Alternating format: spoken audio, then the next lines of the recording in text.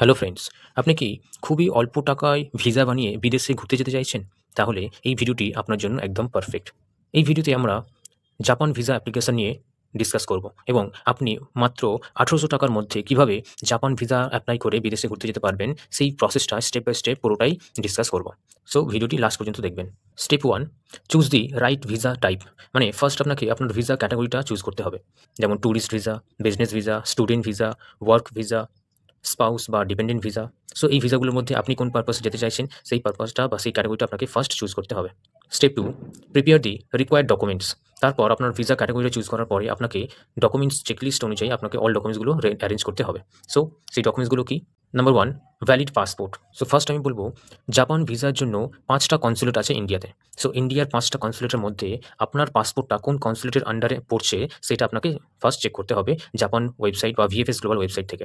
So যেমন এখানে consulate যেগুলো আছে, ফার্স্ট হলো মুম্বাই আছে, নিউ দিল্লি, কলকাতা, চেন্নাই এবং বেঙ্গালুরু। সো এই ৪টে যে কনসুলেট আছে এদের একটা এরিয়া আছে, মানে জুরিসডিকশন আছে।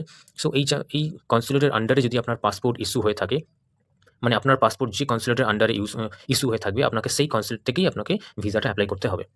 এবং আপনি যদি কলকাতা থেকে হয়ে থাকেন বা যদি কলকাতা কোনো ওয়েস্ট বেঙ্গল, বিহার, ঝাড়খণ্ড বা উড়িষ্যা, এই ৪টে স্টেট থেকে যদি আপনি হয়ে থাকেন, তাহলে আপনি কলকাতা কনসুলেট থেকে অ্যাপ্লাই করতে পারবেন। এবং যদি আপনি এই ৪টে স্টেটের বাইরে হয়ে থাকেন, মানে ওয়েস্ট বেঙ্গল, বিহার, ঝাড়খণ্ড এবং ওড়িশার এই ৪টে স্টেটের বাইরে হয়ে থাকেন এবং কোনো কারণে আপনি কলকাতার মধ্যে আছেন বা এই ৪টে স্টেটের মধ্যে আপনি আছেন বা কাজ করেন বা কোনো পারপাসে আপনি স্টে করেন, তাহলে আপনি যদি কলকাতা কনসুলেট থেকে অ্যাপ্লাই করতে চান, দেন আপনাকে এই ৪টে স্টেট থেকে কোনো একটা রেসিডেন্স প্রুফ আপনাকে সাবমিট করতে হবে। যেমন Aadhaar card, voter card, rent agreement. এই ডকুমেন্টসগুলো যদি আপনি দেখাতে পারেন, তাহলে আপনি অন্য স্টেটের আপনার পাসপোর্ট ইস্যু হলেও আপনি কলকাতা থেকে অ্যাপ্লাই করতে পারবেন। Number 2, application form. মানে আপনার এখানে যে অ্যাপ্লিকেশন ফর্ম আছে, এটা একটা পিডিএফ অ্যাপ্লিকেশন ফর্ম আছে। এই ফর্মটাকে আপনাকে পিডিএফে ফিল আপ করতে হবে এবং প্রিন্ট আউট বের করার পর এখানে আপনার পাসপোর্টের যে সাইন আছে, সেই সাইনটা ম্যাচ করে আপনাকে সিগনেচারটা করতে হবে। Number 3, photograph. সো এখানে যে ফটোগ্রাফটা লাগবে সেটা হলো 45 mm ইন্টু 35 mm এবং কালার ব্যাকগ্রাউন্ড হতে হবে।